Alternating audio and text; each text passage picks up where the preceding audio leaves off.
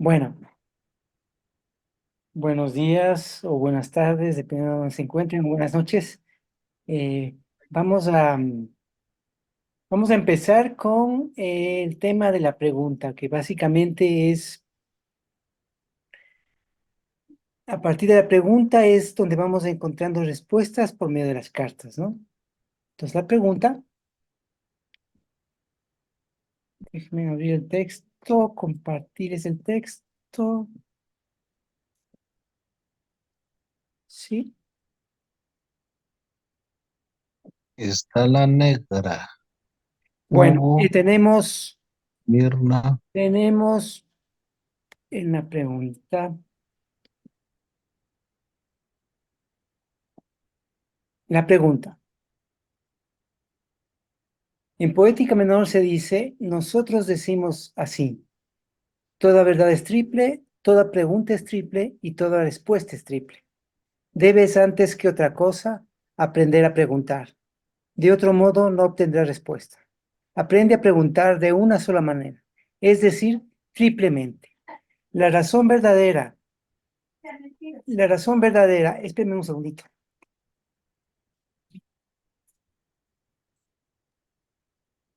Ahí quedó grabado que la razón verdadera, espéreme un minutico. Está bueno.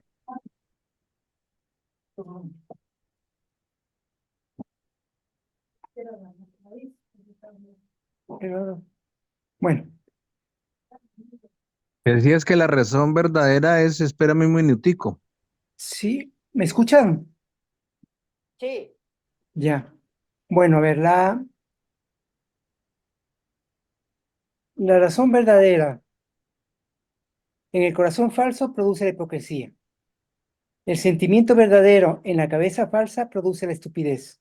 La acción verdadera en la cabeza falsa produce el regreso de la acción y en el corazón falso la humillación.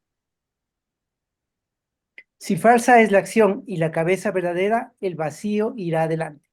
Cuando la cabeza, el corazón y la acción están falseados según las proporciones de la mezcla, producirán la venganza, la envidia, la desazón, el aburrimiento y el no. Dice sí quien piensa, siente y actúa verdaderamente. Y verdaderamente va en dirección única que es triple. Has de saber finalmente que la pregunta es por el individuo en proceso y desde perspectivas diferentes. El individuo es estático, el proceso dinámico y las perspectivas dependen de los intereses de quien pregunta. Entonces, cuando hacemos una pregunta, lo hacemos por el individuo que es en estática, ¿no? Y el proceso, las cartas de proceso son en dinámica. Y las perspectivas tienen que ver con el punto de vista desde el cual hago la pregunta, dependen de los intereses de quien pregunta. Entonces, la perspectiva, es decir, ver desde qué punto de vista lo hacemos, o bien desde una visión más general, desde una visión relacional, o desde los elementos más compositivos, es que determinamos de acuerdo al interés que tengamos, ¿sí? De acuerdo al punto de interés. Por un lado tenemos un punto de vista y por otro lado tenemos un punto de interés. El punto de interés, el punto de vista tiene que ver con las perspectivas, ¿sí? Y el punto de interés con justamente los intereses de los cuales queremos hacer la pregunta, ¿no? Entonces, la pregunta y la búsqueda de respuesta es parte del motor del desarrollo humano, no solo del científico y tecnológico, sino también de las inquietudes más profundas del ser humano, referidas al sentido y propósito de su existencia. De ahí la importancia de formular bien una pregunta. Entonces, nuestra pregunta, como se dice en poética menor, debe ser triple, es decir, coherente entre el pensar, sentir y actuar, estableciendo claramente nuestro punto de interés y de vista frente a la pregunta. Cuando hablamos del punto de interés, nos referimos a un punto muy específico que puede ser, además de los expuestos, funcional, económico, formal, práctico, simbólico o cualquier otro punto que sea del interés de quien pregunta. En cuanto al punto de vista, nos referimos a la perspectiva, si queremos conocer las generalidades o las especificidades con respecto a lo que estamos estudiando. Es importante durante nuestra investigación o nuestra consulta mantener fijo el punto de interés y considerar desde qué punto de vista estamos realizando nuestra investigación. Es posible modificar nuestro punto de vista en el estudio, pero siempre tomando en cuenta desde dónde lo estamos realizando. Si se amplía para ver la generalidad o se restringe para ver la especificidad. El no fijar nuestro punto de interés y no tener claro nuestro punto de vista puede llevar a confusiones durante el proceso o a conclusiones erradas. Si durante la investigación o la consulta descubrimos o encontramos nuevas preguntas o vemos la necesidad de cambiar el punto de vista o de interés, debemos quedar claro que estamos modificando nuestra consulta o nuestra investigación. Existe una estructura observador-objeto que es ineludible, donde el observador interviene directamente en los resultados de lo que estamos observando. Si otro es nuestro interés u otro nuestro punto de vista, diferente será la respuesta encontrada. La relación observador-objeto es la misma que existe entre conciencia-mundo. No hablamos de conciencia sin eludir al mundo, ni hablamos de mundo sin considerar la conciencia. Habitualmente se piensa, esperen, déjenme ver esa alarma que está ahí.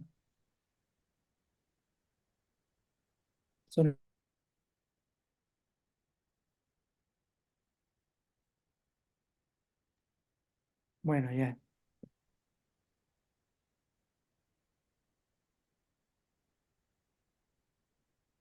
A ver, la relación observador-objeto es la misma que existe entre conciencia y mundo. No hablamos de conciencia sin eludir al mundo, ni hablamos de mundo sin considerar la conciencia.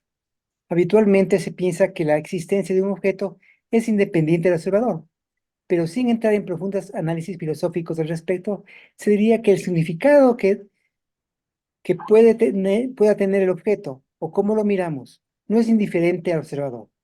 En todo tipo de investigación, aunque tratemos de hacerlo de modo objetivo, esto no es posible, ya que un observador siempre es y será un ser subjetivo. Esto queda mucho más claro y evidente en el estudio de las partículas que forman el universo. La física de partículas ha desplomado todos los paradigmas del positivismo y el racionalismo, ya que el observador es parte inherente a los resultados en una investigación de partículas. Actualmente, dentro del campo de la física, existe una discusión cada vez más aceptada de considerar a la conciencia como parte constituyente de la realidad, tanto como al tiempo, el tiempo-espacio y la materia-energía.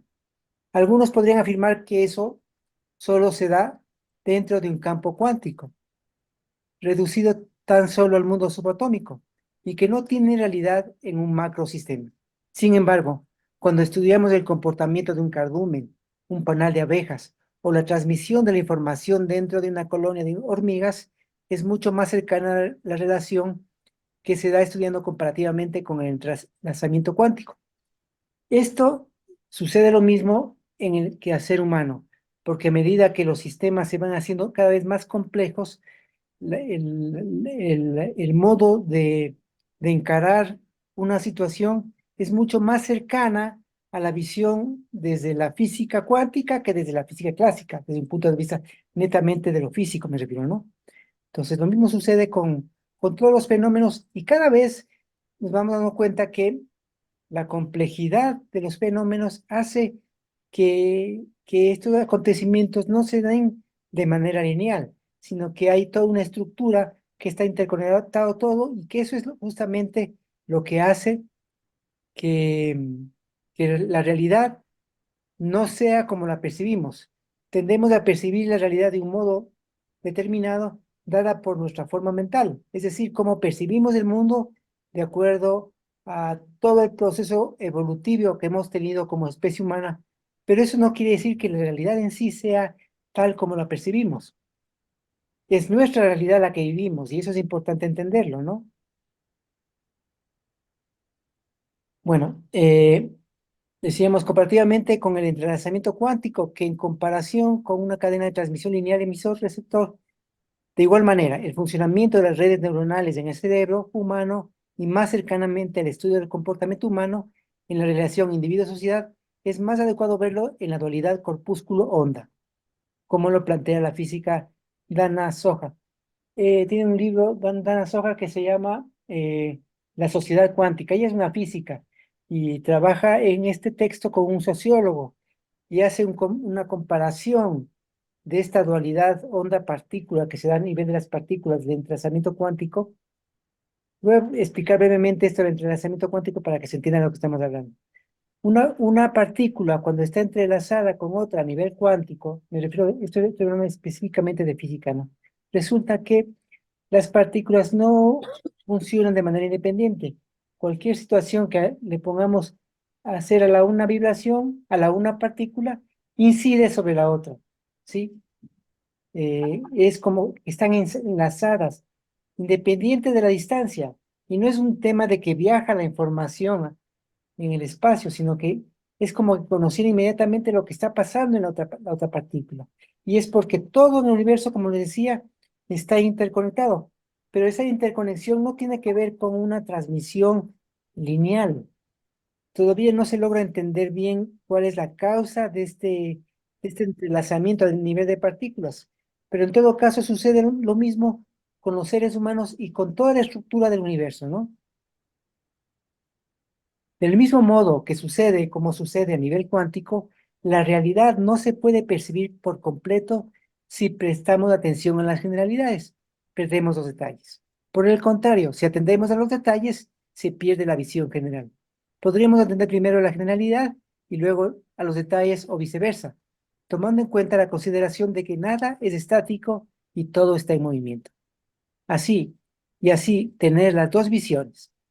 En cualquier caso, son dos puntos de vista muy diferentes donde lo que concebimos como realidad varía según nuestro punto de vista. La paradoja de Zenón de la flecha, ¿se acuerdan que les comentaba la vez anterior que una flecha está en movimiento y Zenón dice, si una flecha está en movimiento, la flecha está donde está o está donde no está? Lo segundo, es decir, está donde no está, es imposible. Por lo tanto, la flecha no se mueve. Esa es una paradoja, pero detrás de esa paradoja que se puede entrar en discusiones de todo tipo, uno de los aspectos de los cuales se puede considerar desde el punto de vista de la física es que todo depende desde el punto de vista del cual miramos a esa flecha. Una cosa es mirar la flecha, estando en la flecha, como moviéndonos igual que la flecha, o estar fuera de la flecha, en tierra, viendo el movimiento de la flecha. Son dos perspectivas diferentes, ¿sí? Aparentemente puede parecer absurda y sin una solución lógica, pero justamente al tratar de explicar el movimiento sin considerar el punto de vista, la respuesta es confusa. Si estudiamos el movimiento desde el punto de interés de la física, es necesario un sistema de referencia o un punto de vista, porque como sabemos, el movimiento es relativo. Si consideramos un sistema que se mueve igual que la flecha, podemos afirmar que la flecha no se mueve. Claro, porque nos estamos moviendo igual que la flecha, ¿no? Eh, porque su posición con respecto a la referencia siempre está a la misma distancia, como si estuviéramos viajando junto a la flecha. En cambio, desde un sistema inercial ubicado en tierra, se afirma también, se afirma también acertadamente que la flecha se mueve. Por ello, es necesario en cualquier estudio o respuesta a una inquietud fijar claramente nuestro punto de vista, ¿sí? Porque claro, si estamos en la flecha, decimos la flecha no se mueve. Y si estamos afuera, decimos la flecha se mueve. Si cambiamos dos, vamos a tener confusión. Entonces, ¿la flecha se mueve o no se mueve? ¿Sí? Entonces, todo depende del punto de vista. Dentro del estudio de las cartas tenemos tres perspectivas o puntos de vista, a los que se le llama del astronauta, del aviador y del arriero. El astronauta tiene una visión amplia y general. Puede establecer una visión estructural del conjunto y de otros campos. Tiene una visión procesal. Puede ver la visión en la dinámica, porque ve cómo se dan los ciclos a lo largo de todo el proceso. Por ejemplo, cuando vamos a estudiar un fenómeno, también hay que ver eh, las condiciones sociales en las cuales se encuentra y también de dónde viene. De esa manera, de algún modo, podríamos predecir, no de manera, no me refiero a una predicción como de una precognición ni nada, sino un estudio, podemos darnos cuenta cómo van a ir dándose los acontecimientos, ¿no? Con sus variables, ¿no? No podemos ver específicamente qué va a pasar, pero podríamos ver cuál es la tendencia, hacia qué tiende, ¿sí? Por ejemplo, la situación que estamos viviendo ahora a nivel de conflictos entre los diferentes países, se ve que la escalada de violencia es cada vez mayor y tiende a ser a un momento, a mayor convulsión. Esa es como una tendencia frente a los acontecimientos que se están viviendo. Se puede prever que puede terminar en cataclismos, en guerras y todo por el estilo, ¿no? Pero no desde un punto de vista como de precognición, sino más bien como viendo los acontecimientos y viendo cómo van la dinámica, ¿no? El aviador puede ver los límites del campo y establecer las relaciones de ámbitos circundantes. ¿Se acuerda que habíamos visto que todo está en estructura, todo está interconectado? Al estar todo interconectado, lo que sucede en un punto está entrelazado también con lo que sucede en otro punto. Es como que estuviera todo conectado con una red, como una telaraña, donde la vibración en un punto hace sentir a la araña en otro punto a ver a su presa, ¿no? Entonces, de igual manera, todo fenómeno incide en la vibración general. Nuestras vidas, lo que hagamos o dejemos de hacer, incide en el desarrollo social. Eso es indudable, ¿no? Ahora, el nivel de influencia o de incidencia dependerá de esto que en las cartas se habla de los planos, ¿no? El plano mayor, el plano medio y el plano menor. El plano mayor es donde la mayor influencia influye sobre los individuos. Los individuos en nuestro caso son las cartas, ¿sí? El abriego percibe claramente los elementos compositivos de su campo y observa las particularidades. Tiene una visión compositiva, ¿sí? Entonces, en cuanto a las máquinas que algún rato hablamos y que habíamos hablado del árbol, tenemos las diferentes eh, máquinas que tienen que ver con uno de los tres aspectos, ¿no? El de lo compositivo está especializado en el enneagrama, que también lo vamos a revisar. El aviador, la visión del aviador, las relaciones, está el árbol, que ya lo vimos la semana pasada. Y la visión del astronauta es la visión del proceso, que es por medio de la rueda o el horóscopo, que también lo vamos a revisar, ¿sí? Entonces, de acuerdo a esos tres puntos de vista, del astronauta, del aviador o del abriego, tenemos una visión de la realidad, ¿sí? Debemos tener claro que el conocimiento que obtengamos de nuestro objeto de estudio no está limitado solamente por los umbrales de nuestros sentidos, sino también por la forma mental. Esto quiere decir que la estructura que posee el psiquismo, dado por su condición psicobiológica como especie, además por la cultura, la historia y la experiencia individual que posee cada individuo, hace que el conocimiento de un objeto o una respuesta a una inquietud sea diferente para cada persona. Si bien es cierto, no podemos conocer realmente un objeto, ¿sí? Por lo que habíamos dicho, ¿no? Lo que estudiamos propiamente es el objeto de conciencia, es decir, aquello que percibimos, recordamos, representamos, imaginamos y que queremos conocer o entender, ya que el objeto en sí mismo no se lo puede conocer. Y diferenciamos del acto que constituye el modo de operar o el que tiene la conciencia dictaminada por la forma mental. Es decir, nosotros podemos conocer el objeto en sí.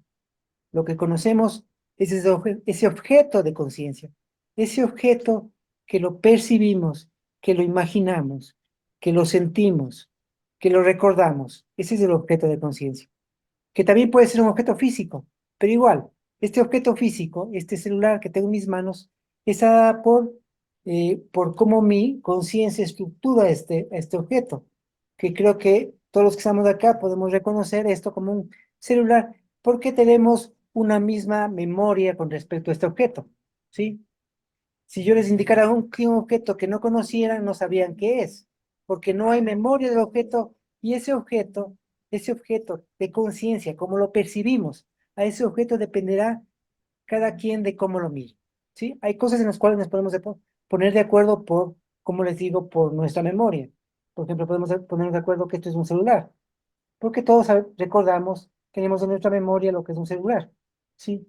Pero si viniera una persona del siglo XIX acá y vería este objeto, no sabría qué es, ¿sí? O se acuerdan el objeto en la película Odisea en el Espacio 2000, cuando ven un objeto ahí, ¿sí? Los monitos ven y no saben qué es. Lo mismo sucede con la conciencia, ¿no? Nosotros percibimos, lo que percibimos, ordenamos de nuestra conciencia de un cierto modo. Y de acuerdo a ese modo, a esa forma mental que tenemos, concebimos el mundo, ¿sí? A medida que ganamos en experiencia y consideramos que al estudiar un objeto lo hacemos desde lo que percibimos, representamos e imaginamos, dada por nuestro particular modo de observar el mundo, logramos ampliar nuestra mirada de la realidad y ubicarnos en una mejor posición para comprender y actuar en el mundo. Esta experiencia nos da energía libre para emprender nuevos trabajos y avanzar desde el campo de la determinación hacia el campo de la libertad. Ese es el camino de la historia, en la dirección de la superación del dolor y el sufrimiento. Es fundamental, por lo expresado, fijar claramente nuestro punto de interés y de vista para realizar la pregunta. Ahora, con respecto a las máquinas, la pregunta corresponde a la máquina punto, que constituye la perspectiva desde la que realizamos nuestra pregunta. Decimos que la pregunta está relacionada con la ley de estructura porque de esa manera determina los ámbitos en donde se desarrolla la respuesta que queremos obtener. Una limitación de nuestros sentidos es que también producen errores de percepción, los que pueden ser corregidos con aparatos o prótesis que amplían los umbrales sensoriales. Pero también existen otros factores como la memoria, la cultura y la experiencia, que hacen que se advierta diferentes realidades entre dos sujetos. La perspectiva que tenemos de las cosas modifica nuestra visión de la realidad. El desplazarnos y cambiar nuestro punto de vista se amplía nuestra experiencia y por lo tanto nuestra visión de la realidad. Nuestra forma mental básica nos permite percibir un mundo tridimensional y también tempoespacial, ¿sí? Nuestra estructura psicofísica nos permite ver los objetos en tres dimensiones, ¿sí? Largo, ancho y profundidad, ¿sí? Todos vemos los objetos en tres dimensiones. Y también otra dimensión que podríamos decir el tiempo, ¿no? Por eso es una tiempo espacial. Al ampliar nuestro punto de vista, nuestra conciencia se amplía. Bajo nuestro esquema mental, es imposible captar por completo aquello que constituye la esencia misma de las cosas.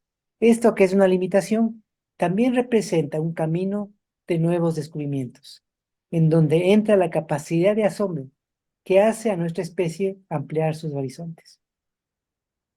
¿Sí? Esa capacidad de poder aprender nuevas cosas, esa capacidad que tenemos de ampliar nuestra conciencia y ampliar lo que Silo, en los diversos escritos, habla del espacio de representación, ¿sí? Es lo que nos permite tener otra visión de la realidad. Es por ello que el ser humano va construyendo modelos de interpretación de la realidad. Por ejemplo, el modelo cuántico interpreta perfectamente el mundo subatómico de las partículas fundamentales. El modelo determinista newtoniano, el que habitualmente nos regimos, por ejemplo, en la construcción de las casas, de los objetos físicos, sí está dentro de la física newtoniana, ¿no? De Newton. Rige el mundo medio. Y el modelo relativista einsteiniano explica perfectamente el mundo de los grandes astros. Actualmente, esto fue escrito a inicios del 2022. Se busca un modelo que interprete todo el cosmos. Seguimos en la misma situación. Lo que se ha llamado como unificación de la física, pero aunque esto se consiga, en nuestro mundo medio seguiremos utilizando las leyes de la física de Newton. Para construir una casa no necesitamos saber de física cuántica ni nada por el estilo. Simplemente con las leyes de Newton construimos una casa perfectamente y está bien. O los automóviles. Bueno, en la parte ya más electrónica ya no. Pero en nuestra vida cotidiana habitual, la física de Newton, me refiero desde el punto de vista físico, ¿no? En las relaciones interpersonales ya es otro tema porque es mucho más complejo, y ahí sí podría ser mucho más cercano a lo cuántico, pero desde un punto de vista, no como ahora sale por ahí muchas cosas que hablan de lo cuántico y dicen cualquier barbaridad, le bautizan de cuántico y ya con eso subsanan la... ¿no? Bueno, por lo planteado, todo punto de vista es válido y el conocimiento que tenemos de las cosas se puede ir ampliando, así como humanidad trabajamos mancomunadamente. Justamente ahí está el enriquecimiento humano. La inteligencia del conjunto es siempre mejor que la inteligencia de cualquier individuo. Bueno, acá amplío otros temas que creo que no vienen al caso y quería ya ir al tema de las cartas, para irnos familiarizando con la lectura de las cartas, sí, con el método.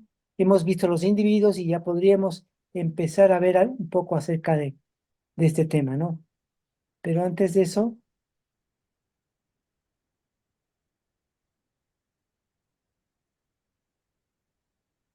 vamos con el juego de las cartas, ¿sí?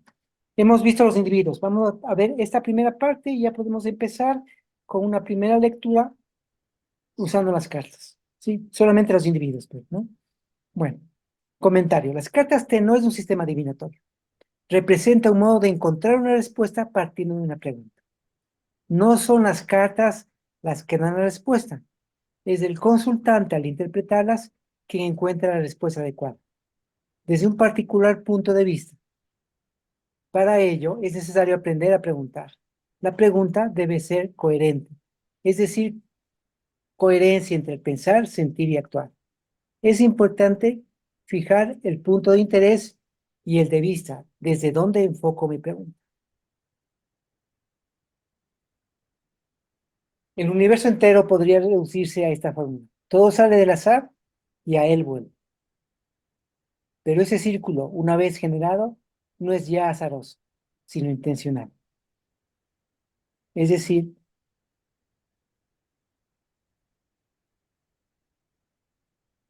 eh, en ese aparente azar, porque el azar también eh, es parte inherente de la realidad, ¿no? En la física cuántica antes existe lo que se denomina el principio de incertidumbre. El principio de incertidumbre dice que no se puede conocer eh, completamente un fenómeno. O conocemos la posición de una partícula o conocemos su cantidad de movimiento, es decir, el movimiento de la partícula. Pero no podemos conocer las dos al mismo tiempo, ¿no? Entonces, eso es el principio de incertidumbre y da lo que en la física cuántica se da un tema de probabilidades y entra el tema del azar, justamente, ¿no? Pero ese círculo, una vez generado, no es ya azaroso, sino intencional. Entonces, es interesante ver que la realidad que percibimos también depende del punto de vista desde el cual lo hacemos. Nuestra realidad también cambiará si nuestra forma mental y nuestra conciencia se modifica, porque quien da el punto de vista es la conciencia, y nuestra realidad depende de esa conciencia, que está íntimamente relacionada con el mundo, indudablemente. No podemos aislar el uno del otro. No podemos decir que solo acabe haciendo cosas de nuestra cabeza va a cambiar el mundo. No. Hay una relación de esa conciencia con el mundo, donde el mundo modifica la conciencia y la conciencia modifica el mundo. Entonces, en esa interrelación se pueden modificar las cosas de acuerdo a la realidad que quiero vivir. ¿Sí? De acuerdo a lo que vaya haciendo con mi vida, puedo ir modificando mi vida, ¿no? No de acuerdo a sentarme y meditar y pensar que todo va a resolverse de esa manera. Es necesario meditar, es necesario para poder ir al mundo de una manera más clara y poder cambiar las cosas que queremos cambiar. Este es un juego de preguntas y respuestas que por medio de alegorías, signos y símbolos plasmados en las cartas T permiten encontrar respuestas a nuestras inquietudes. La simbología del juego, bajo las condiciones e indicaciones planteadas, nos permite, por vía asociativa, encontrar en nosotros aquella idea o forma que circunda el pensamiento que hasta ese momento no lograba ser captado ni expresado de modo racional. cuando habíamos, no sé si les había explicado, tenemos dos vías que tiene el cerebro, es más, está manejado más en un cerebro, más en un hemisferio que el otro en relación con esto.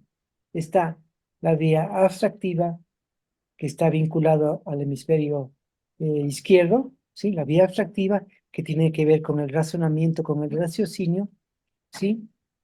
Y la vía asociativa, que tiene que ver más con el hemisferio derecho de nuestro cerebro, y que tiene que ver más con lo relacional, con la capacidad de relacionar, de, de establecer relaciones, de hacer asociaciones, ¿sí? No es racional, es, es como habitualmente nos movemos en muchos aspectos subjetivos, ¿sí? Es decir, ahí entra en juega muchos aspectos de la intuición, por ejemplo, ¿no? Claro que por vía asociativa también hay otro tipo de asociaciones que hacemos, que son poco racionales, que llevamos a la vida práctica. Pero la idea en las cartas es por vía asociativa, es decir, por esa vía más intuitiva de dejarse llevar un poco por lo que nos dan las imágenes de las cartas, lo que nos da la simbología de cada una de las cartas. Por eso es importante familiarizarse con cada una de las simbologías de la carta para poder hacer una mejor lectura, ¿no? De tal manera que no entre, tratar de que mientras estamos viendo la carta y haciendo la asociación, no se filtre la racionalidad. La racionalidad viene luego, viene en la interpretación posterior a nuestra lectura de la carta. ¿Estamos? ¿Sí? Bueno. Entonces, por vía asociativa, encontrar en nosotros aquella idea o forma que circunda el pensamiento, que hasta ese momento no lograba ser captada ni expresada de modo racional. Luego de su interpretación, por vía abstractiva, es decir, como les decía, esta vía más racional, más sí, racional, lógica, ¿sí? Abstracta, eh, hacemos luego de esa interpretación por vía abstractiva, encontramos la respuesta que estamos buscando. Ah, entonces esto, ya encontramos las relaciones, lo llevamos a nuestra situación vital y comparamos y encontramos una respuesta. Las cartas en sí mismas, de modo objetivo, no son las que nos dan la respuesta. Al interpretar desde nuestra subjetividad, somos los lectores los que encontramos la respuesta que completa ese acto de conciencia. ¿Sí? Al desarrollarse en un inicio por medio de cadenas asociativas, la imagen cumple con una función transferencial, es decir, traslada y ordena los contenidos de tal modo que nos permiten encontrar la respuesta. En nuestra conciencia, en nuestro psiquismo más que en la conciencia, en el psiquismo, existen diferentes elementos que están como aislados, ¿sí? Entonces la idea es establecer puentes de un contenido de conciencia con otro contenido. Las cartas nos ayudan a establecer esos puentes entre los diferentes contenidos porque la respuesta la encontramos en nosotros. Las cartas nos ayudan a encontrar esa respuesta en nuestro interior. No son las cartas en sí las que nos dan la respuesta. Somos nosotros, al interpretar, al establecer estas cadenas asociativas, donde un dato que está en nuestra conciencia se interconecta con otro, estableciendo un puente y dando una respuesta más efectiva que la que habitualmente por vía abstractiva, racional, estamos buscando. Hay respuestas, desde luego, que eh, por vía abstractiva, por vía racional, sin usar las cartas, podemos encontrar, ¿no? Si voy a dar un examen y le pregunto a las cartas cómo puedo hacer para resolver el examen, yo creo que debería de estudiar para resolver el examen y no buscar en las cartas una respuesta de ese estilo, ¿no? Las cartas más bien nos ayudan a encontrar respuestas que no sabemos cómo están en nuestro interior. Esa es la idea más o menos de las cartas, ¿no? Aquellas cosas que no sabemos cómo encontrar una respuesta, lo buscamos por medio de las cartas. Las cartas nos ayudan a ordenar en la conciencia aquellas información que están por ahí, desarraigada, ¿no? Desenlazada, ¿no? O sea, como establecer puentes para que para llegar a una unificación de la conciencia y una integridad, ¿no? No sé si hasta aquí haya preguntas, ¿sí? O algo que... ¿Tenemos alguna pregunta? ¿Está todo claro? No, todo claro. Por mi parte, perfecto, gracias. Ah, bueno, está bien. Pues vamos a seguir compartiendo, entonces. Muchas veces cuando queremos encontrar una respuesta a una inquietud tenemos un modo habitual de buscar. Resulta que solemos seguir una cierta cadena de pensamientos bastante reiterativos en su forma y así llegamos a un mismo punto. Las redes neuronales que se activan siguen siempre el mismo camino y por lo tanto no logramos encontrar la respuesta. Es como la frase atribuida a Einstein: si buscas resultados diferentes, no hagas siempre lo mismo. Por medio de las cartas T se desarrolla otro tipo de respuesta. Si la pregunta se plantea de forma adecuada, en un primer momento, los esbozos de respuestas se van generando de modo intuitivo y un tanto creativo, como en la poesía y el arte. Luego se ordena la información obtenida por vía abstractiva y encontramos la respuesta. ¿Sí? Es decir, primero, vía asociativa, asociamos lo que nos surge de la carta, ¿no? Lo que vamos viendo. Y si ya estamos familiarizando con la simbología, nos va a ser fácil poder ver lo que nos va dando la carta, ¿no? ¿Sí? Luego de que tenemos eso, vamos ordenando toda esa información. Ya cuando ordenamos, ya ahí sí entra la vía abstractiva, que es la que permite ordenar, eh, conceptualizar y todo ese tipo de cosas, ¿no? ¿Sí? Luego se ordena la información obtenida por vía abstractiva y encontramos la respuesta. En este caso, son primero las cadenas asociativas, las que van descubriendo ciertos cobertizos en nuestro interior. Lo que les decía, ¿no? Son como esos contenidos que están ahí escondidos, ¿no? Posteriormente, en pequeñas cajas, de modo simbólico, encontramos pistas que al unirse y ordenarlas por vía racional, nos llevan hacia la respuesta a buscar. Desde este punto de vista, no se trata de un sistema de adivinación, ya que el futuro puede ser aquel que queramos vivir. Como habíamos dicho, el tiempo es cíclico y en espiral creciente, coexistiendo el presente con infinidad de posibilidades. Cuando lanzamos una pregunta al aire, esa interrogación queda flotando y junto a ella una posible respuesta. No necesariamente la pregunta te da la respuesta, pues muchas de las interrogaciones ya tienen respuesta antes de formularlas. Solo hay que descubrirla.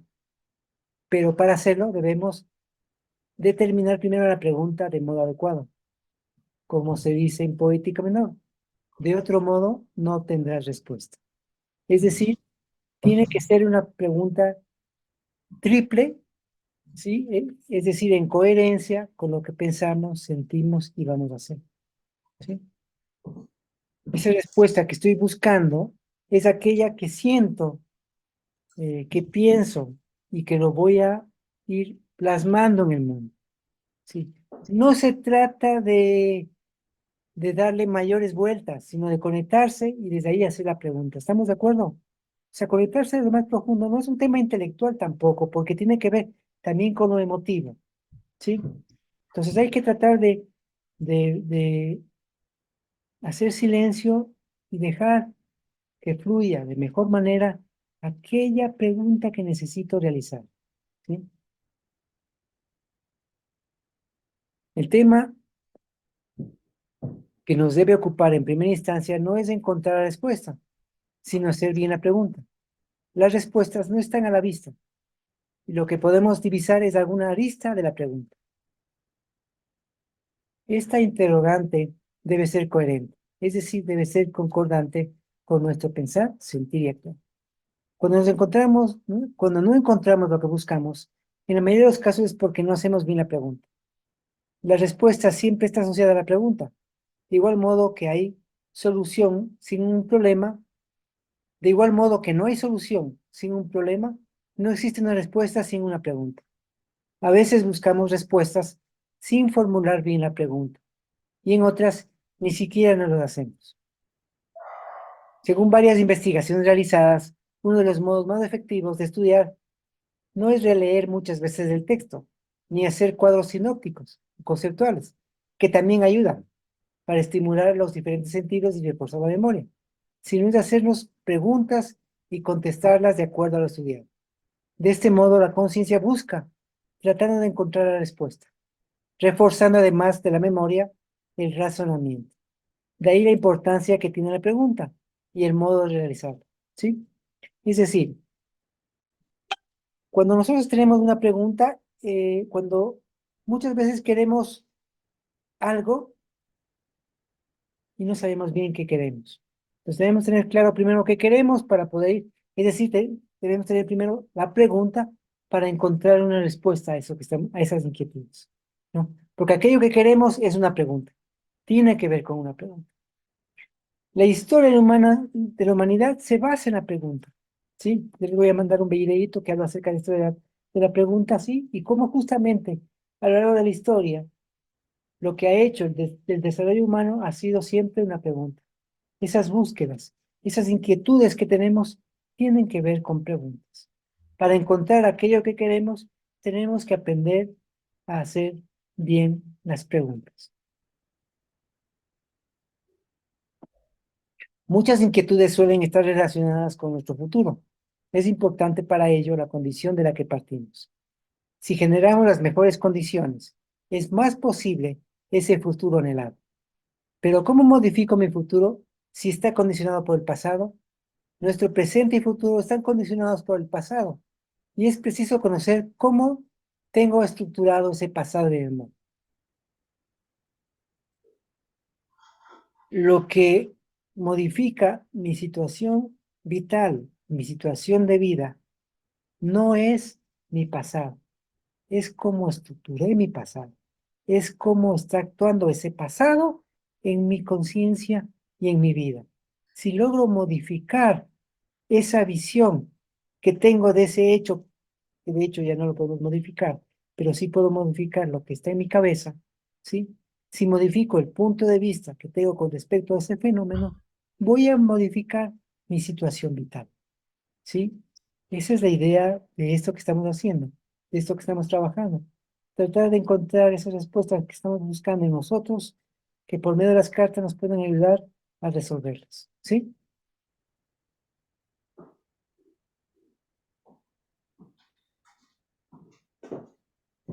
Porque si lo modifico, puedo cambiar mi situación actual y el futuro. Por otro lado, considerando que el tiempo es solo una cuestión de perspectiva, desde el futuro, si nos conectamos con lo mejor de nosotros, podemos atraer ese futuro querido y experimentar de mejor manera nuestro presente para llegar a él, ¿sí? Si tengo una visión de futuro adecuada, ¿sí? Y me encamino hacia él, no me refiero a los ensueños, esos ensueños, esas imágenes que suben en mi conciencia de manera compensatoria, pero que no modifican mi actuar, esos son los ensueños, ¿no? O sea, son aquellas imágenes compensatorias que tranquilizan mi estado de ánimo, ¿no? ¿Sí? No me refiero a aquellas imágenes que uno quiere proyectarse en el futuro y que lanza su vida hacia allá, a hacerlo, a lograrlo. Sí, esos no son ensueños. Ensueños son aquellas imágenes compensatorias para tranquilizar mi ahora, ¿no?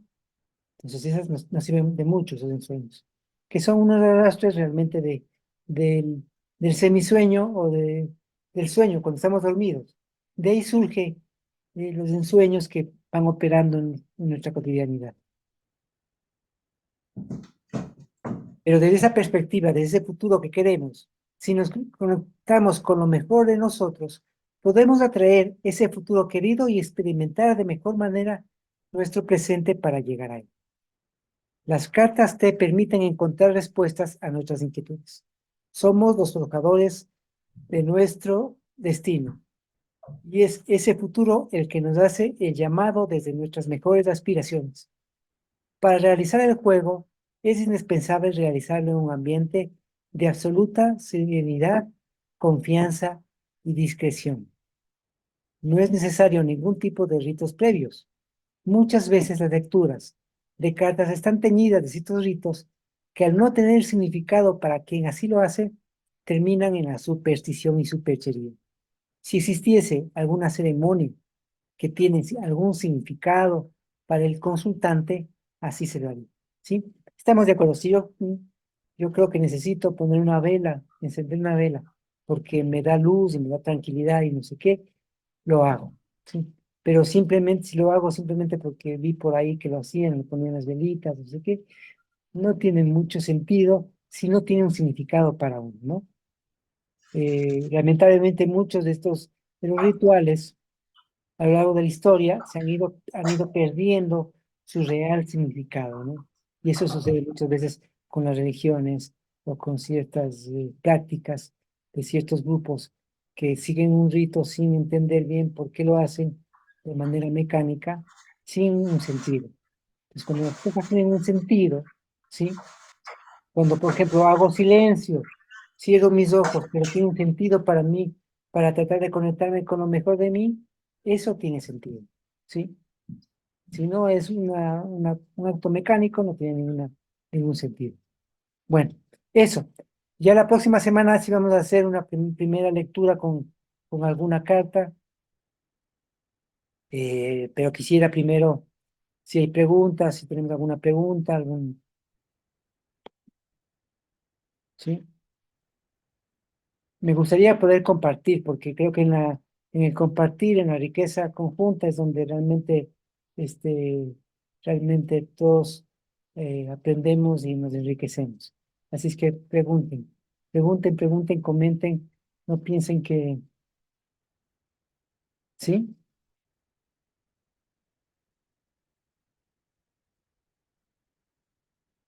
Bueno, Yo tengo una pregunta respecto a lo primero que leímos, en donde dice que aprender a preguntar triple. ya. Según yo entiendo, la cabeza falsa es la que está tomada por el ensueño, por lo ilusorio, y el corazón falso es el que está tomado por el apego, la dependencia, la conservación. Sería como entender esa parte. De repente a mí, de primera Mira, intención, hay varios aspectos, como todo el libro, todo el texto de Poetic Menor es muy simbólico, ¿sí? Entonces hay diferentes interpretaciones que se le puede dar. Se le puede dar la interpretación desde la cabeza falsa, muchas, ¿no? Una es que, que tu cabeza está falseada, o sea, tu cabeza eh, no está bien, ¿no? ¿Sí? O puedes pensarlo también desde un punto de vista de no usar la cabeza falsa, negada la cabeza, donde haces de manera impulsiva, por ejemplo, ¿no? ¿Sí? ah, ya. O, sí, por eso dice que habla de la estupidez, ¿no? Como el no utilizar de manera intencional esa cabeza. O sea, el Como darme no cuenta pensar, por que, ejemplo, podría ser una interpretación. Como te digo, como el texto es muy simbólico, tiene claro, muchos niveles de interpretación y cada uno le puede dar diversas interpretaciones, ¿sí? Te doy una, ¿sí? Como ese tema de no pensar las cosas, de hacer las cosas sin pensar, por ejemplo. O de que lo que piensas no está bien, no es lo adecuado, por decir algo, ¿no? Entonces puede tener diferentes, por ejemplo, yo veo que la negra tiene ahí una interpretación que está bien, ¿no? Mm. ¿Sí? Sí, sí, yo de esto que venías leyendo y que ella preguntaba, yo lo relacioné con cosas que me vienen pasando y lo primero que se me vino a la cabeza con esto es, claro, no mente, ¿entendés? No mente. La coherencia, sentir, pensar y hacer, pero no con la creencia de lo que yo tengo con mi paisaje, es no mente, sino estar presente, ¿no? Eso es lo que yo interpreté de lo que vos leíste, de sacar mis creencias, mis ideas, mis emociones, no mente. sin mente, sino yo con coherencia con mi ser. En ese estado, hacer las preguntas. ¿Sí? Claro, o sea, lo que tú dices también puede ser visto así, ¿no? Sí. Eh, y la idea justamente, este texto de Poética Menor, para quienes lo vayan leyendo, van a ver que tiene muchas interpretaciones, lecturas, a veces uno no entiende bien qué es lo que dice, pero es tratar de irse conectando, ¿sí? Cuando habla de cuando la cabeza, el corazón y la acción están en coherencia, ¿sí? No sé cómo dice exactamente el texto. Sí, coherencia. Es coherencia. Sí, Hacer sentir pensar. ajá, Cuando la cabeza, el corazón y la acción están falseados según las proporciones, no. claro. Bueno, pero La- Bueno, pero sí, dice ya sí, más quien o menos piensa, siente y actúa verdaderamente. Y adi- verdaderamente va en una sola dirección, que es triple. que es triple. Igual es triple la dirección, pero va en una sola dirección. Esto de la ¿Puedo triplicidad es hacer? muy interesante porque también eso de la triplicidad es parte de una filosofía muy antigua que lo ves en la India, de las tres que tiene que ver con la cabeza, ¿sí? Que se ve también en las religiones, ¿no? Cuando en el santiguarse, en la religión católica, que supuestamente estás haciendo la cruz, en realidad tiene que ver con pensar, sentir y actuar, ¿no? ¿Sí? Ay, sí. ¿Sí? Vos sabés que, perdón, a mí me pasó hace mucho tiempo con esto. Una vez me puse a hacer ese análisis, a ver, del Padre, el Hijo y el Espíritu Santo, y fue como cuando empecé a ver esto, el Padre es la mente, el Hijo es el cuerpo, no, Padre es la mente, por el Padre, el Hijo es el cuerpo y el Espíritu es el Espíritu, lo que está dentro. Y ahí fue donde interpreté, yo dije, mirá, en la religión es Padre, Hijo, Espíritu Santo, y en realidad es mente, cuerpo y adentro. Así es. Y eso viene muy atrás, porque en el hinduismo existe Shiva, Brahma y Vishnu, ¿sí? Los tres diosas, ¿sí? Que tiene que ver con esta triplicidad también, ¿no? Y que también habla de una unidad. Y la Iglesia Católica dice, tres dioses, ¿cómo es? Tres en un solo Dios, una cosa así como, que tiene que ver con esa unidad, con esa coherencia. Tres personas distintas y un solo Dios verdadero. Exactamente, que es el gran misterio, ¿no? Y el gran misterio es justamente eso, de lograr conectar esos tres aspectos desde el punto de vista más universal, ¿no? Sí, y eso se ve en diferentes lados, ¿no? En el Islam también tienen, por ejemplo, este que es así, sí, que tiene que ver con lo que siento, lo digo y lo pienso, ¿no? Tal como lo siento, lo digo y lo pienso, ¿sí? Ah, mira. ¿Sí? O sea que solo los pueblos originarios tienen cuatro. Los pueblos originarios, la cosmovisión y su mundo está dividido en cuatro mundos. Y eso es lo que estoy estudiando. Son diferentes aspectos, hay que tomar en cuenta que son diferentes Dicen formas, que ¿no? la Iglesia Católica frente a eso fueron muy castigados, Bueno, hay ¿no? muchos aspectos, sí, sí, hay muchos Por aspectos, eso ¿no? digo, tienen otra división, no aceptan la trilogía. Así es. Bueno, ¿Puedo hacer un comentario claro, desde mi sí. experiencia con esto? Yo leí hace muchos años este prólogo de la Poética Menor y es casi una fórmula matemática. O sea, ¿y qué es lo que hice para comprender? O sea, porque uno se registra estúpido, uno se registra hipócrita, no me acuerdo las otras formas, pero es una sensación que uno tiene de uno en determinado momento. Entonces, como la fórmula está, ah, me siento hipócrita. A ver, ¿dónde está el tema? ¿Qué es lo que estoy pensando y qué es lo que estoy sintiendo?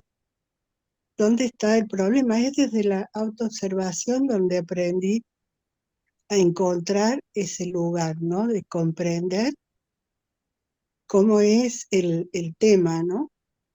Cuando me siento estúpida, a ver qué pasó, qué hice, que me siento una estúpida. ¿Se entiende? Uno se revisa y va comprendiendo ahí cómo es eso de la cabeza falsa, del corazón falso y de la acción falsa. Y desde ahí se puede ajustar. Gracias. Sí, me parece que esa es la vía, ¿no? Muchas gracias, Ana. Perdón, ¿me podrías decir el libro que dijiste que leíste? Y es Poética Menor, que es el texto que estamos leyendo. Sí, ya les voy a Claro, pasar.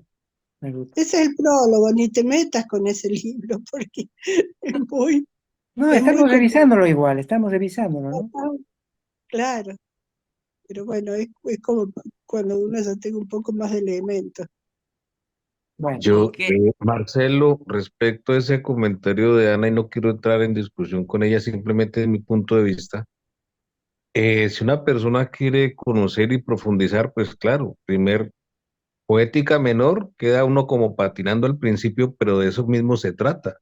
Si se quiere estudiar y profundizar, pues se le da, se da uno la pela, pregunta, busca personas y poco a poco lo va dominando, porque pues no hay un tema tabú dentro del siloísmo, no hay temas tabúes, ¿no? O temas especiales para determinadas personas. Pienso que, pues por muy difícil que sea el tema, si se aborda, se puede ir profundizando, ¿no? Y creo que usted lo está haciendo muy bien.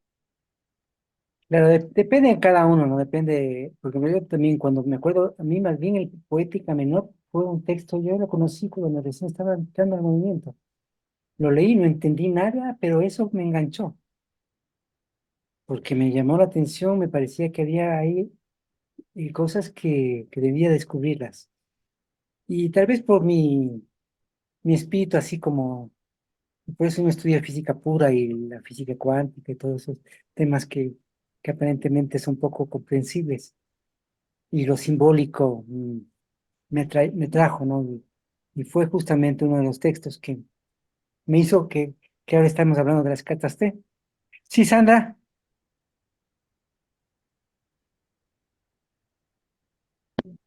estás con... Ay, Ahora, ahora. sí, yo lo he entendido porque en un momento has hablado de que nada, si bien por fuera en el mundo puede ser azaroso, nosotros lo dejamos de determinar azaroso cuando, o uno, como decís vos, va con una intención. Y como esa intención ya se puede ir asimilando que es un binomio mundo-objeto o conciencia-mundo, serían que las acciones de las conductas no solidarias del mundo externo, como las que dice Anita, y las vamos a familiarizar acá, en que la estupidez, la hipocresía, ese regreso, porque el otro hace siempre lo mismo y me afecta tanto, es que de alguna u otra manera buscamos no ser hipersensible, pero que también advirtiéramos algo que me hace empático con el otro o directamente no me es indiferente. Entonces esas acciones no, yo le he copado, o sea, la he ido viendo como acciones no solidarias, esa parte de que uno se siente humillado, una siente en su momento o desde siempre un vacío, lo reconoce, lo advierte, esa venganza, esa envidia, que son los estados que algunos que otros estados mencionados en el árbol, has ido repasándonos, ¿cierto? Y esa desazón o aburrimiento y los no como bienvenida a todo, ¿qué me irá a decir? ¿Cómo, por más que yo me predisponga, me iré a encontrar con un fenómeno que me hace un no así de grande en la vida y que yo quedo para el rato paralizada o me hace sentir de determinada manera ante esa gran válida coherencia que yo voy queriendo construir? Además de ser como un versus, ¿no? Como un versus en el que se va dando ese Moebius que va para aquí, vamos para acá, pero que los estamos aprendiendo a construir desde acá. Cuando vos dices, no somos, en la realidad, si bien el azar toma como parte conductas de juego, nosotros no somos quien determinamos el azar, rompemos esa inercia así era, al convertirnos o intencionarnos en esto que lleva una fuerza, bueno, vale, de intención, de provocar un conocimiento. ¿Es así? ¿Me queda claro?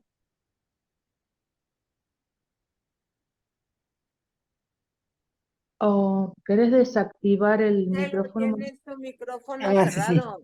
Sí, justamente tiene que ver con ese tema de que eh, quien va ordenando esa realidad que vivimos es cada conciencia y depende de la intención de cómo miremos el mundo, es que el mundo es como es, ¿sí?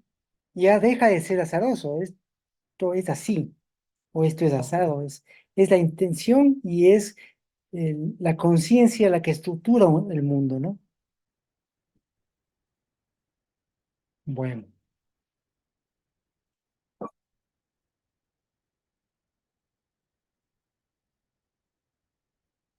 creo que estaríamos por hoy. Sí, una reunión un poco corta, este, pero parece que ha sido muy ¿El relajante. necesariamente debe ser corta, Marcelo? ¿O No, porque me parece que como tú estás leyendo un texto, pues claro, el texto va tocando los diferentes hitos del tema en sí que es la pregunta. A mí me parecería, pues, no sé, como tratar de finalmente, porque el tema fue la pregunta, ¿cierto? Y la pregunta que tiene tres niveles de respuesta, llamémoslo así, porque la pregunta es triple, la respuesta será triple. Pero entonces se hace mucho énfasis en saber preguntar y esa parte pues no se ha enfatizado, solamente se ha dicho que hay que determinar bien la pregunta, que hay que saber preguntar, que etcétera, y que de acuerdo al punto de vista y a las necesidades que tenga el individuo, pero no se ha hecho como una especie de ejemplo, aparte de la física cuántica, que es bien complejo, ni la física cuántica, pues es más, yo no sé cómo terminé la primaria, pues. Entonces, diría como un ejemplo, como para cerrar, ¿no le parece a usted? Como un ejemplo de cómo preguntar, un ejemplo que no tenga que ver con la física cuántica, ni que nos vayamos para los otros planetas, sino algo como más sencillo, más simple, más bueno, digerible. como les decía, para preguntar uno tiene que eh, conectarse con lo que sentimos, con nuestra necesidad, con lo que necesitamos encontrar una respuesta, ¿sí? O sea, no es la pregunta en sí, porque yo puedo preguntar de manera muy, aparentemente muy simple, que no, pero que para quien pregunta es triple, de acuerdo a su necesidad. ¿Se entiende? Si yo necesito, una situación por la que estoy pasando, necesito una respuesta, y digo, ¿cómo puedo salir de esta situación? Y para mí realmente es totalmente triple porque tiene que ver con una emoción, desde una situación que estoy mal en mi vida, que no sé cómo resolver esa situación que estoy viviendo, ¿sí? Que va a encaminarme y que quiero resolverlo y lo voy a hacer, ¿sí? Eh, ordeno bien mis ideas y lanzo la pregunta. Y esa pregunta, como les digo, eh, puede ser triple, pero también puede ser una pregunta que lo hago sin quererlo hacerlo y no es triple. No sé si se explique, si entiende lo que estoy diciendo, ¿no? O sea que la pregunta puede ser No enfocada es a un una necesidad, tecnicismo, más bien dicho, no es un tecnicismo. ok, como más enfocada a una necesidad, pero la pregunta debe ser sentida entonces, Sentida, pensada, sentida y que tenga una acción, que vaya a hacer resolutiva, algo. Claro, resolutiva. Ok, exactamente. ¿Sí? Sí, Neo, gracias. estás con el El Ahí. micro, Angie, Sí, ya está, ya está. Por ejemplo, yo en mi caso, si yo quisiera hacer una pregunta, porque en este caso yo no tengo trabajo y no tengo trabajo porque no estoy buscando, porque quiero buscar lo que yo sienta que me genere una fuente de ingresos y no lo encuentro. Entonces, yo entrando en coherencia, si quiero una ayuda, una guía, lo tomo como las cartas como una guía, tengo que tener coherencia de mi necesidad, pero sin sacar la emoción, sacando la emoción, ¿verdad? O sea, sino separando la emoción de la necesidad para poder hacer la pregunta. No sé si me expliqué. Sí, pero a ver, ¿a qué te refieres con separarlo? Porque una cosa, Porque, a ver, una cosa son el desborde de emociones, que es un tema, ¿no? Que tiene que ver sí, con esa forma como se expresa la emotividad. Y otra cosa es saber lo que realmente estás sintiendo, que es diferente. No sé si me explico. claro, sí, sí, sentir era, perdón. Entonces, ahora que me estás diciendo, usé mal la palabra. En el sentir del momento de preguntar, sentir esa, o sea, hay que separar, como en mi caso, ¿no? Particular, es la sensación de sentir de necesidad para poder hacer la pregunta, ¿verdad? Debe estar acorde con lo que sientes también. Claro. Pero por ahí no puede ser que esa sensación de necesidad me haga hacer una mala pregunta o una mala interpretación si yo no Ah, me corro. ese es justamente lo que te decía que se puede determinar con las pasiones, ¿no? O la ira eso no nos sirve realmente, ¿sí? Pero Claro, sí con aquello que sientes profundamente de necesidad, ¿sí? ahí Entonces está. Ahí está. sería un poco lo que comentaba Anita, ¿no? De revisarnos realmente dónde estamos sintiendo esa parte, si es Claro. hipócrita, si es falso, si es acelerado, inclusive si es la respuesta que yo quiero escuchar, ¿no? Porque luego a mí me pasa que pregunto lo que ya sé y yo digo, pues sí, ¿verdad? O Claro. sea, esa respuesta que yo no quiero escuchar porque yo sé que está ahí dentro y luego sale, yo digo, pues ¿para qué le hago a loco, verdad? Si hay que hacer lo que hay que hacer. Así es. Entonces, lo que comentó Ana me resuena muy bien porque va desde ese registro Ajá. del momento. Y me Si parece en ese buenísimo. momento yo me estoy sintiendo en el pensar, sentir y hacer, me voy a dar cuenta si estoy en unidad o en contradicción en alguna de las esferas, ¿no? Entonces, como estar al pendiente en el momento que estamos haciendo la pregunta, ¿cuál es mi estado interno? Si estoy Así. Ah, tranquila, acelerada, si quiero producir esto o aquello. Entonces, hacerlo lo más neutral posible. En mi caso es un poco complicado porque soy una acelerada de lo último, pero bueno, estamos trabajando en esta parte, ¿no? Yo Ajá. creo que para mí por ahí iría, ¿no? Y sí. Marcelo, Marcelo, la pregunta que hizo esta señora que se autodenomina negra, eh, me da que pensar, porque pues finalmente lo que yo le interpreté de lo que ella dijo es que, pues, no es que esté buscando trabajo porque quiere como encontrar lo de ella. Y yo ya me imaginaba, mientras ella estaba hablando, yo ya me imaginaba haciendo la consulta, a ver, que las cartas mostraran a qué actividad, etcétera, etcétera. Pero ¿de dónde me surgió eso? De una experiencia que me hizo y comparto pues en el grupo. Como digo, doy mi fe, usted lo sabe, que yo entré aquí por ver cómo era la cosa y todo, y pues yo hice preguntas abiertas. Y curiosamente, yo les decía que la experiencia, yo me reía porque pues yo he sido bastante escéptico, y yo me reía mientras quienes estaban ayudándome a encontrar la respuesta, me iban leyendo y yo me sentí en un momento como si estuviera en una mesa quirúrgica y ellas me estuvieran examinando por dentro porque me iban diciendo cosas que yo sabía que las tenía, pero ninguna de ellas lo sabía, que era una descripción física, de cosas de ese estilo. Entonces, me da la impresión que de todas maneras la pregunta, si es sentida en el momento, si es sentida, no importa de dónde venga, finalmente podría darle una respuesta. Estoy volviendo al caso de ella, que ella lo que le alcancé a encontrar, a entender, perdón, es que está queriendo buscar lo de ella, lo que sea, y es probable que las cartas le muestren, con la ayuda del grupo, ¿me hago entender? ¿Por qué? Ujú. Porque pues el grupo va haciendo aportes, que seguramente es el ejercicio que vas a hacer en la próxima reunión, que no sé si podré estar o no, pero de todas maneras no me lo pierdo en la repetición, lo vuelvo a ver, pero sí me parece que se puede, y ya lo de querer neutralizar la emoción o no, o neutralizar el pensamiento o no, etcétera, pues a mí me parece que la cosa es simple. ¿Qué siento yo que necesito en un momento determinado? A ver qué me dicen las cartas. Que eso se ha hecho muchas veces, ¿o no? Sí, claro. Es lo que cada uno va sintiendo, lo que le va pasando a cada uno, ¿no? Sí, Sí, sí, sí. Gracias. bueno.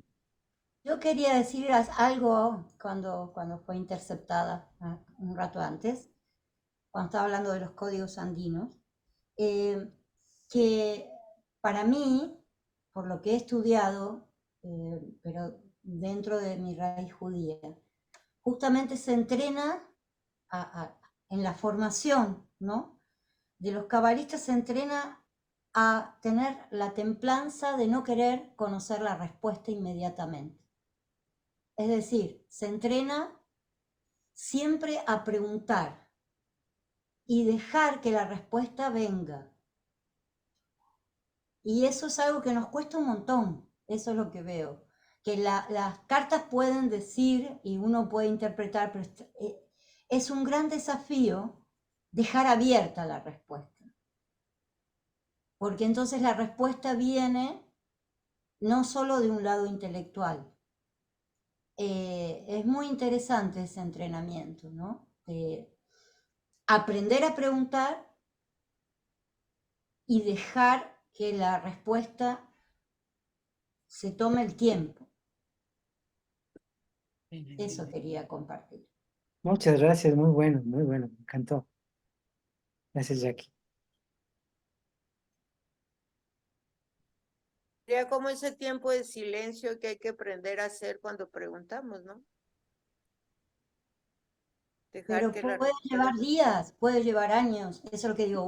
Las cartas salen, uno hace una interpretación, la puede escribir, pero dejar ese tiempo, que es como un tiempo sagrado, un tiempo diferente, un no tiempo, para Es que... como confiar en el proceso.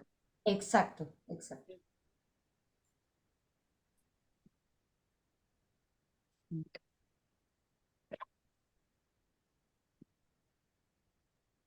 Bueno, amigos, así.